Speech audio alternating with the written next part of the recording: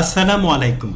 I am speaking টেস্টে আমরা কিছু কমন ভুল করে থাকি। এই ভিডিওতে আমি এ ধরনের কিছু মিস্টেক্স নিয়ে আলোচনা করব। প্রথম ভুলটি হলো ভ্যারি শব্দটিকে ওভার ইউজ বা বারবার ব্যবহার করা। স্ক্রিনে প্রথম বাক্যে বলা হয়েছে the food was very very good. একসাথে দুইবার ভেরি ভেরি শব্দ বলাটা ভুল। খুব ভালো বোঝাতে আপনি বলতে পারেন দ্য ফুড ওয়াজ এক্সেলেন্ট। দ্বিতীয় বাক্যে বলা আছে the movie was very very interesting, যা ভুল।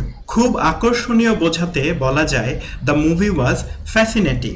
শেষ বাক্যটি হলো মাই exam was very very difficult.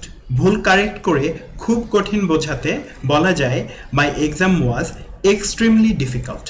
একটি ঘোষণা, যারা আমার সাথে একটি ফ্রি ক্লাসে অ্যাটেন্ড করতে চান তারা শুক্রবার বিকেল 4টায় ঢাকার ফার্ম গেটে টেস্ট প্রেপ সেন্টার অফিসে আসতে পারেন। ফ্রি ক্লাস করতে স্ক্রিনে দেওয়া নাম্বারে হোয়াটসঅ্যাপে মেসেজ দিতে পারেন অথবা এই ভিডিওতে কমেন্ট করতে পারেন।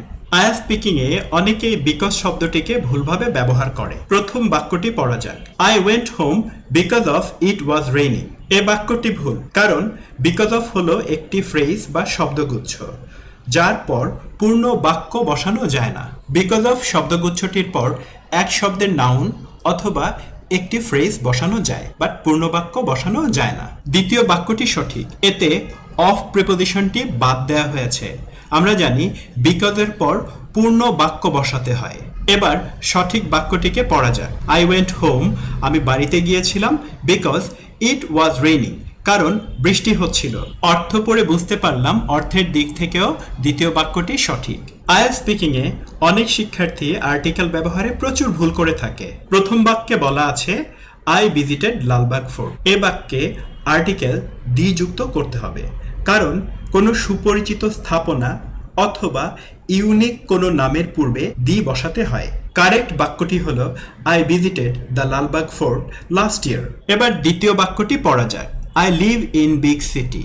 এ বাক্যে সিটি শব্দটি একটি নাউন, যা একা একা বসানো যায় না। অর্থের উপর ভিত্তি করে হয় নাউনের পূর্বে এ বা অ্যান বসাতে হয়, নতুবা নাউনটির সাথে এস বা ইএস বসিয়ে প্লুরাল করতে হয়। তাই এ বাক্যটিকে অর্থপূর্ণ বানাতে সঠিক বাক্যে আ বিগ সিটি বসানো হয়েছে। আমরা স্ক্রিনে প্রথম বাক্যটি দেখতে পাচ্ছি। এখানে হ্যাভ ব্যবহার করা হয়েছে। কোনো ব্যক্তির কোনো কিছু আছে এমন বোঝাতে হ্যাভ সাধারণত বসাতে হয়। যেমন আমি যদি বলি আই হ্যাভ এ কার, আমার একটা গাড়ি আছে।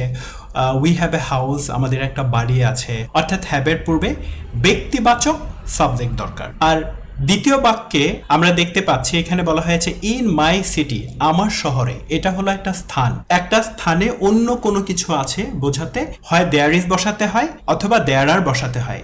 এখানে বলেছে আ লট অফ পার্কস, অনেকগুলো পার্ক। তাহলে অনেকগুলো যেহেতু এই জন্য আর বসাতে হবে দেয়ারের সাথে।